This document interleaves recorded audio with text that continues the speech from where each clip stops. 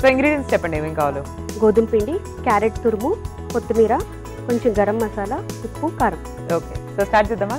మనం పిండికి తడుపుకుందాం మనం.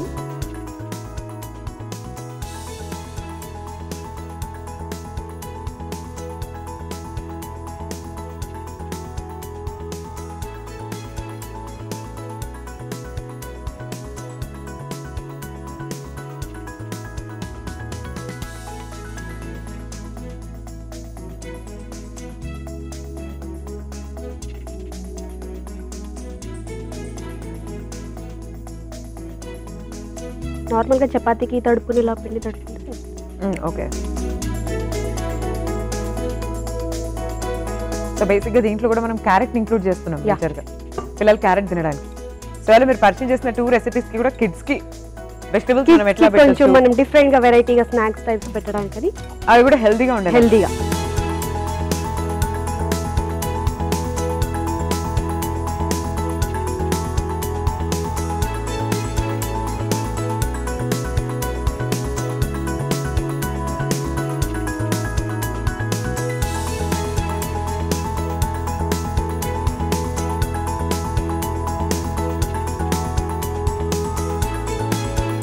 సో మీరు ఇలాంటి క్రియేటివ్ రెసిపీస్ ఇంకా ఏమేమి చేస్తూ ఉంటారు ఇంట్లో?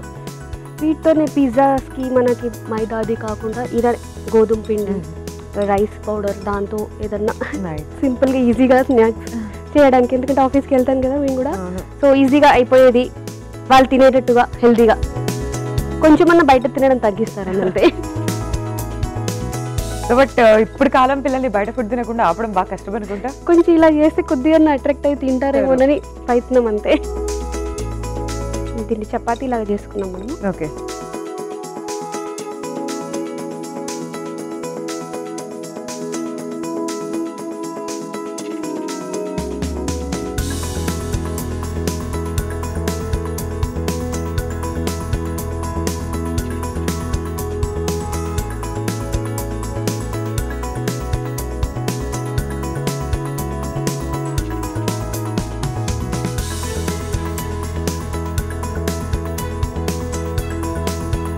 సో మీ హాబీస్ ఏంటండి?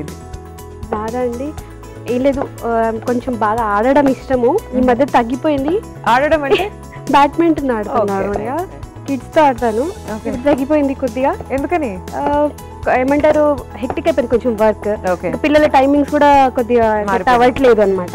సో ఇవి ట్రై చేస్తున్నాను ఇప్పుడు. మీరు చేస్తారా వంటలా?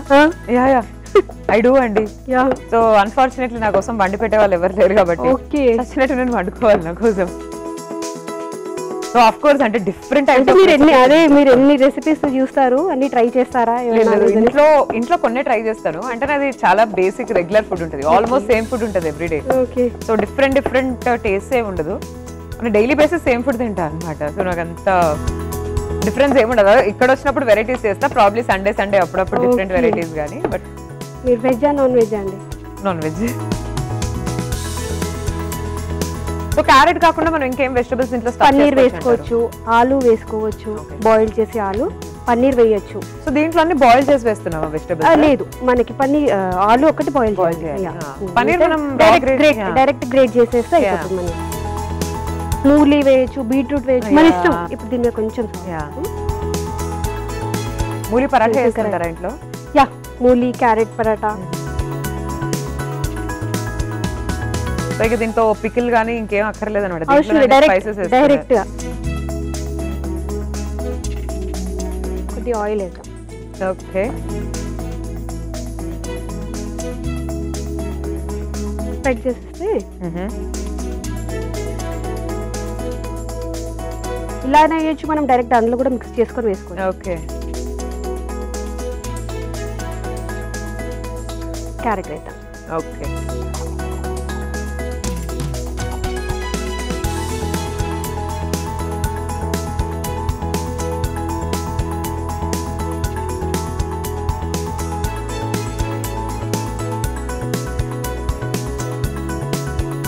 కొత్తిమీర.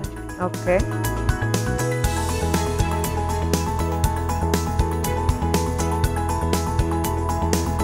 రోల్ చేద్దాం. ఓకే.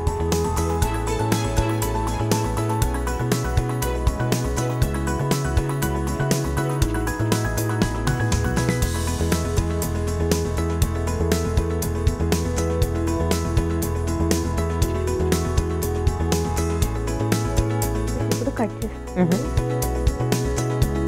నేను స్టవ్ ఆన్ చేసేనా? Yeah. కాస్త హీట్ అవుతుంది.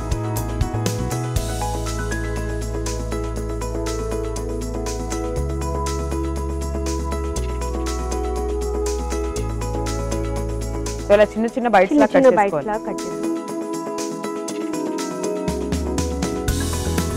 దీన్ని ఇప్పుడు మనం హ్యాండ్ తో ప్రెస్ చేద్దాం. ఓకే.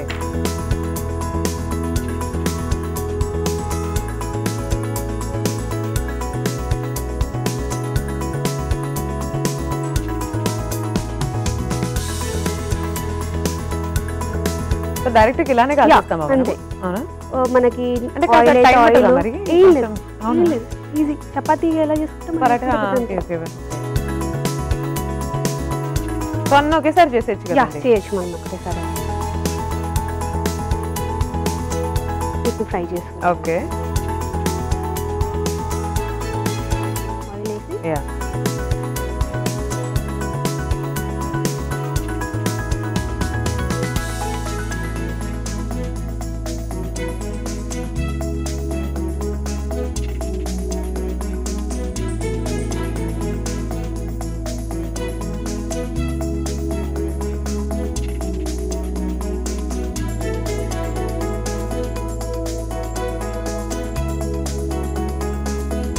మనం చపాతీ ఎలా ఫ్రై చేసుకుంటాం Yeah, అలా, two sides. టూ సైడ్స్ చేసేస్తే అయిపోతుంది.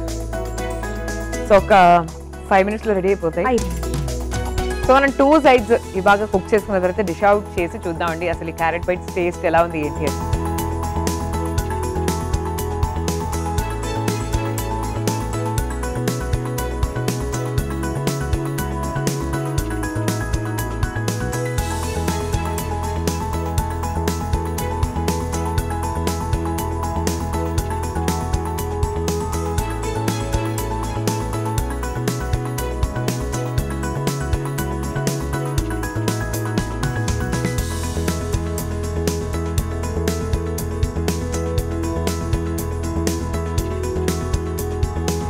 సో అయిపోయినాయి యా కదా? మనకి ఇవి రెడీ అయిపోయినాయి. ఇప్పుడు డిష్ అవుట్ చేద్దాం.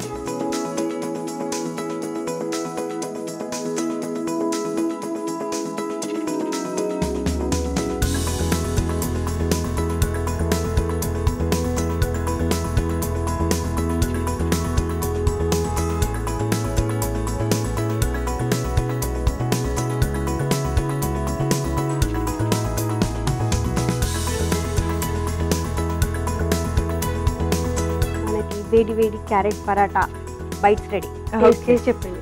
ష్యూర్ అండి. సో చూస్తున్నారు కదా క్యారెట్ పరాఠా బైట్స్ రెడీ అయిపోయినాయి. టేస్ట్ ఎలా ఉందో చెప్తాను, మీరైతే ఒకసారి తయారీ విధానాన్ని చూసేయి. క్యారెట్ పరాఠా బైట్స్ తయారీ విధానానికి కావాల్సిన పదార్థాలు: క్యారెట్ తురుము, కొత్తిమీర, ఉప్పు, కారం, గరం మసాలా, గోధుమ పిండి. క్యారెట్ పరాఠా బైట్స్ తయారీ విధానం: ముందుగా ఒక మిక్సింగ్ బౌల్ తీసుకుని అందులో గోధుమ పిండి, కొద్దిగా ఉప్పు, నీళ్లు, డో ప్రిపేర్ చేసుకోవాలి. ఇప్పుడు చపాతీ చేసి దానిపైన కొద్దిగా ఉప్పు, కారం, గరం మసాలా అలాగే కొద్దిగా నూనె వేసి బాగా అప్లై చేసి తర్వాత క్యారెట్ తురుము, కొత్తిమీర వేసి రోల్ చేసుకుని చిన్న చిన్న బైట్స్ గా కట్ చేసి ప్రెస్ చేసి పాన్ పైన 2 వైపులా బాగా ఫ్రై చేసుకుని డిష్ అవుట్ చేసుకోవాలి. అంతే, క్యారెట్ పరాఠా బైట్స్ రెడీ.